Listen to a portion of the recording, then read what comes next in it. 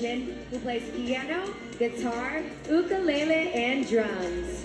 She underwent surgery when she was just 16 and is an advocate for Dapat breast nag-two-piece din cancer siya eh. Kasi awareness. mas, para Thailand! makuha yung curve ng katawan niya. Pero, mahilig sa ang Thailand sa One Piece na pagdating sa Miss Universe.